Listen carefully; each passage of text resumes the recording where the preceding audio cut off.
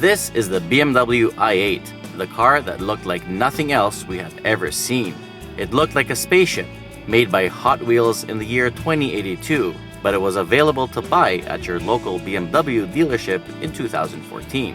This right here is the BMW i8 Roadster, which was unveiled in 2017 and went on sale as a 2019 model year. But did you hear the big news? Yeah, they're ending production April 20th, aren't they?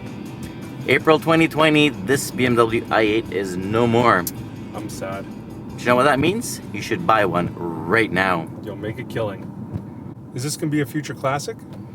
Well, absolutely yes. And here are a few reasons why. So first of all, this car looks amazing. As a Roadster, I think BMW couldn't have done a better job in building such a car. I am floored at how great this thing looks. Wouldn't you agree? Even the coupe though, I can't separate between the two. I like both of them as much, but yeah, these, I love how the air lines, the arrow on this car works. Did you notice how the little gap in the side skirt, like how the air goes through the vents? Yeah, max aerodynamics. And the haunches, again, they have like the gap, like Ford GT style. Yeah. This thing is sick. It's, my son has a toy car of it, and can I tell you, even the toy car looks spectacular. Yeah, I like how they've accented the front headlights. They're really sleek and sexy. When you're driving in front of it and you look at it in your rear view mirror, it looks like you're being stalked. Speaking of headlights, do you know that the BMW i8 was the first BMW that had the laser headlight option? I did. So it was really cool. It's still an option today, but you get standard LED headlights now. Yeah. The question is, would you have the Roadster over the coupe or the other way around? So I think, and this is just me, I would take the convertible. Although there's a couple bad points that I'd like to point out, because I noticed that when you drive this car on, I think, a bit of a windier day, you'll hear a lot of road noise. You'll hear the air. You'll hear a lot from the exterior, whereas I don't think you'll hear that in the coupe. That's the only drawback that I can think of that would make me pick a coupe over the Roadster. For me, there's a few pros and cons. So for example, the coupe is a 2+2 seater, so you do get a back seat. So your kids would probably be able to go back there. No, they wouldn't.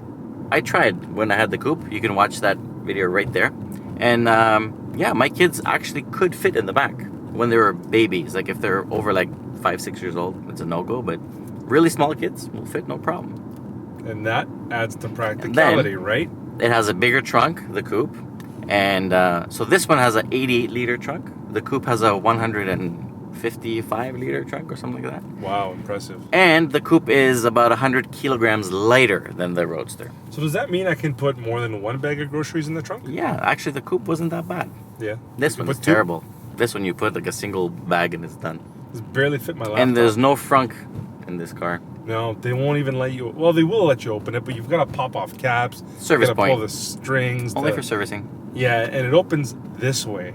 So the front being up there, the back being the windshield part of it here, it opens up like so. So it's kind of cool, but you're not really meant to open it up. Nope. So point 2, being eco-friendly. Mm-hmm. Would this make it future-proof? Yes, Why? because it has an electric motor, which in the future will still work. Sure, but it's still gas. Yeah, but you can still drive it in E mode only if you run out of gas in 2042. Maybe. But by then, they will have a kit to convert this to full electric, I bet. You'll put like a Yamaha crate engine, like a motor in the back, and it will go only on batteries. That'd be nice. I mean, I'd love to I'm make sure this it's a full possible. electric, but Somebody will Okay. do it. yeah, I'll take it. I'll give it to you. I'll give it to you. Speaking of drivetrains, though, let's analyze the drivetrain a little bit. All right, so under the front hood, it has an EV motor powering the front wheels. It makes 143 horsepower and 184 pound-feet of torque, which is 250 newton meters for our friends in Europe. It has a 2-speed automatic transmission. Powering the rear wheels is a 3-cylinder 1.5-liter B38 engine that makes 231 horsepower and 236 pound-feet of torque, which is 320 newton meters. It's made it a 6-speed automatic, and it sounds interesting to say the least. The total combined horsepower is 369, and you get 420 pound-feet of torque, which is 570 newton meters. It ends up being all-wheel drive, as each axle has its own power unit, but there's no center diff. Is it fast? It was fast in 2014, but now everything has kind of caught up. It can do 0 to 100 kilometers an hour in 4.6 seconds, which is not bad. It's not bad. I mean, now that's kind It's of fast. I mean, you have to be crazy now, to say right? that 4.6 is not fast, but for today's standards. for what it looks like, like a McLaren or whatever, it doesn't compete with supercars. This is a sports car, but it looks like a supercar. Right. It might not be as fast as other things today, but once you factor in that it uses about 50% less gas than everything else out there, like in the long run, it's not that expensive to run. Sure. And I got nothing else to say about that. Because there's nothing else to say. It's fucking awesome. Now, because it is a German car, though, we have to talk about something that happens only on the Autobahn, because us here in North America will never experience this. But if you take this car to the Autobahn, like no speed limit, and you hammer it, like you're like over 200 kilometers an hour, it can only sustain the amount of torque claimed for 30 minutes, then it drops. Like it can't do that much power for more than 30 minutes consecutively. Off a full charge? So if you're planning to go, let's say, from Frankfurt to Munich, first 30 minutes, it will go full blast, but then it's going to slow down. Isn't that interesting? Runs out of steam. So if you're planning for using this as a GT car in Germany, well, it's still going to work. All right, man. So they made this car pretty strong. And strong meaning because the frame, aluminum, the tub, carbon fiber, and they're showing it off. So point number 3 for a future classic, exotic materials.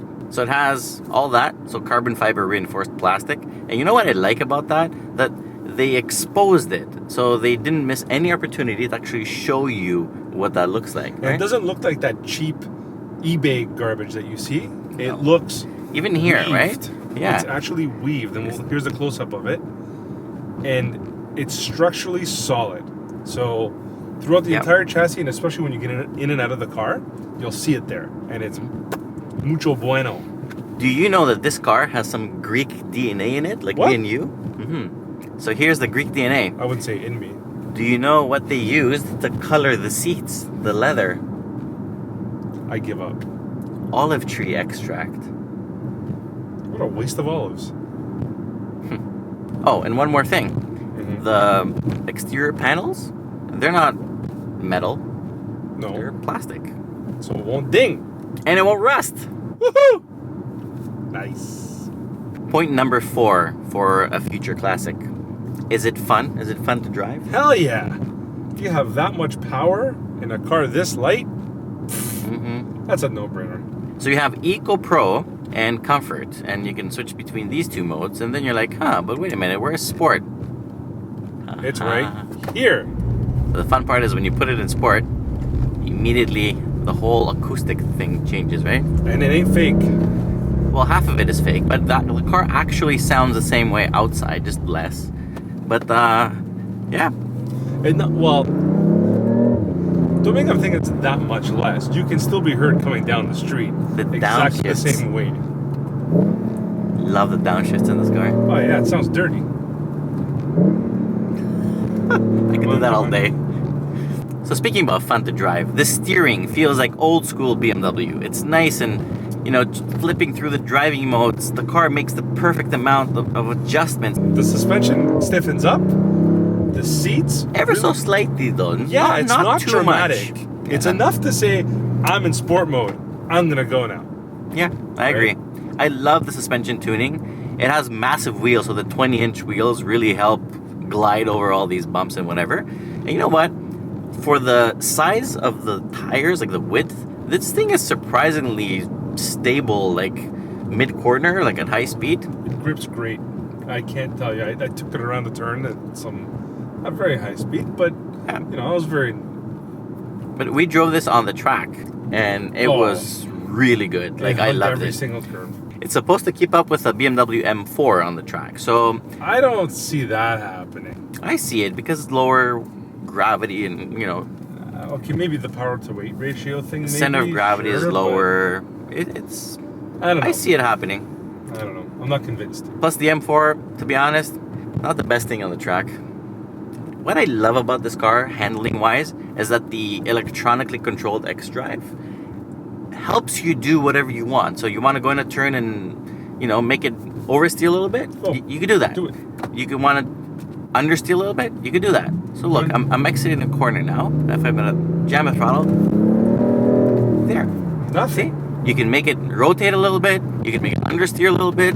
You can make it go on all fours. Anything you do, the car will actually follow your input, which is... Did you say all fours? Yes. Just ask. All fours is the best. Oops. There is one big drawback, though, in terms of fun to drive and handling and dynamic ability and all that stuff. Want to guess what that is? No. The brakes. I see. I haven't been pushing it like you have, so The brakes are actually you had the 0 to terrible. 100. Yeah, I don't know. That bad? Is it because it's cold today? So I did the 100 to 0 kilometers an hour. It took 50 meters, but there was like ABS didn't kick in. Like I was like my foot was on the pedal as hard as I could. I got a cramp on my foot. I was like, please stop. Like it wasn't. And I did a second time. It was exactly the same thing. I didn't try a third time because I was way too scared. I don't know. So I wouldn't have expected that. I would have thought they'd stop in maybe 45 meters. yeah, But that's a whole... it's on winter Wow. tires, so I don't think it would have taken that long. The car has under 2,000 kilometers on it. But I So don't think that's a tire thing. I think that you no, had it was a the brakes. problem Like hitting the brakes, they were not biting. Thinking about the cost, this thing would get killed on the track by 911. True, but a 911 nowadays is as common as like overdrafts. That's true. Back to my point about future classic though in BMW. Do you want to think about how many BMWs have ended up being a classic? Let's think about this. I'm gonna pull over. So the E30 is a E30 classic. M3, E28 M5, 6 Series CSI, the Batmobile thing. The 8 Series. The one your the boss 8 has. Z1. Remember the Z1? Series? Z1. M1 I didn't even know and that 1M. Yeah. Oh my God, there's so many. Now, point number 6. Is it 0.6. easy to use on a daily basis? What do you mean? Like a... I was you're- about to say something wrong. Hold that thought, Steve. Tell me about the car. So the gull-wing doors, I mean, they open nice and wide. You have to be careful because they actually go pretty far, so you can hit a car next to you. So that was the only problem I thought. But it actually is easy to use because once you hit this little button over here, you just click it and it goes bonk and it lifts right up. Open and close the door. Show everybody how easy it is to do it. Okay, so like now, Go. You don't have to get out, just open the door. yoink up and yoink down. And it's pretty easy because it has like a damper thing, so it's kind of easy to pull Yeah, it's it. got a little compression thingy there. It's like your trunk of the car. Hydraulically assisted. Similar. So it's easy, but can you get in and out easily? Me? I know I can. Or you? I'm hopping in and out of this thing like nothing. If you're my height, it's actually very easy to get in and out. If you're his height, be careful because when you get out, you might bang your head on the door. Point number 7. Is it comfortable? And I think the answer is yes, it is. You don't get Yep. your back in a knot by sitting in the chair. BMW did an amazing job on the seats. I feel very comfortable. It's nice and cushy for my tushy. And what are you laughing at? Keep going. I don't know. What else do you want me to take? Suspension's very comfortable. Like over bumps, it's fine. Yeah, but I'm just saying, overall, sport mode is sporty. It doesn't kill your back. Comfort mode's comfortable. Yeah. The suspension eases up just enough. $1 million question. If you had to drive this on a 1,000-mile journey, would you? Yeah, why not? Because it's comfortable. It's actually a really nice GT long-distance cruiser. Yeah, I was actually surprised by that. I thought I was going to get cramped by sitting in here all this time. And on the highway, it's really economical. Like, it's going to cost you as much as like a Civic. So this thing was averaging about 10 10.5. liters. Yeah, 10 and a half, that's right. And that's with using the sport mode to recharge the batteries. And we used the sport mode a little bit because we were... A little bit more. Here's a really cool thing, though. So, the drawback of the EV charging on this car is that it doesn't really support a very quick charge. So, you can do a level 2, Deal. but up to, I think, 10 amps. So, it takes about 3 hours to charge. Can I tell you something, though? Not a big deal. Who cares? Nobody. The funny part is that if you drive this thing spiritedly, within 20 or 30 minutes, it's fully recharged. Yeah, so again, who cares? Funny part is, so it has only a 42-liter gas tank, so not that big. And if you use it in sport mode to recharge the batteries, Yeah. did you notice how quickly that gas gauge goes down? Yeah, it goes like this. Like, yeah. Yep. Point number 8. Is it attainable or is it crazy expensive?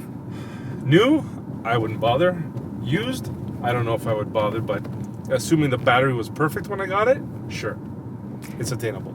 I mean, so brand new, the coupe is 149,900 Canadian dollars. Okay. The Roadster is $20,000 more, so it's 169,900.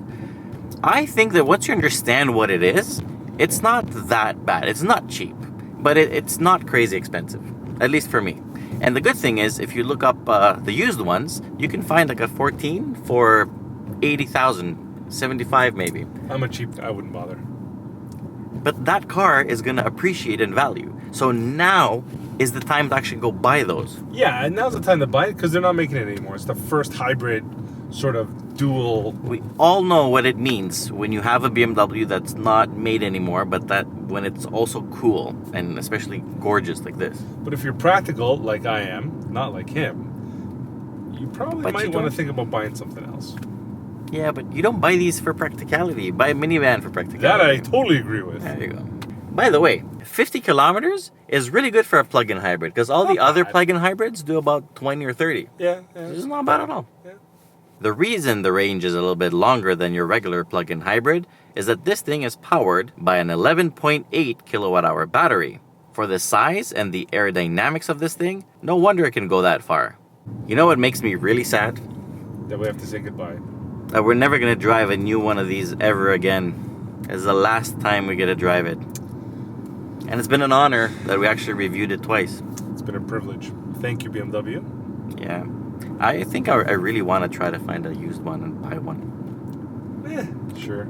You just want to make money off it, though. That's why. Not because you want to drive it. I really think that if you could get one for like 70 grand now, you can flip it probably in 10 years for like 200K. Look what happened at the Z8. The Z8 shocked me of how expensive it is. Like a used Z8 is like 250K. And that was a car that everybody said was garbage when it was new. Everybody ripped it. They said, what a... You know, I don't need to elaborate, but yeah, it wasn't very good. But it was hot. But this is hot and it's very good. Yeah. Buy one now. And while you're Score? doing that, subscribe and share this video with your friends. Score. Doesn't matter. It's a future classic. No score. No score. No score. That doesn't... No score. You give it a score. I won't. What's your score? What's your Steve score? Yo. That's not cool. I'm not giving it a Steve score because the Jason score is just... Give it a Steve score. Come on. No. Fast. Bye. See you guys. Have a nice day. Go buy one of these. I don't like it when you do launches. Why are you Ready? doing that? No. No, what are you... Ah! Woohoo!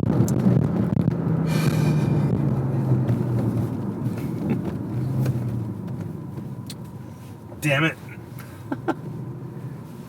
There goes my phone.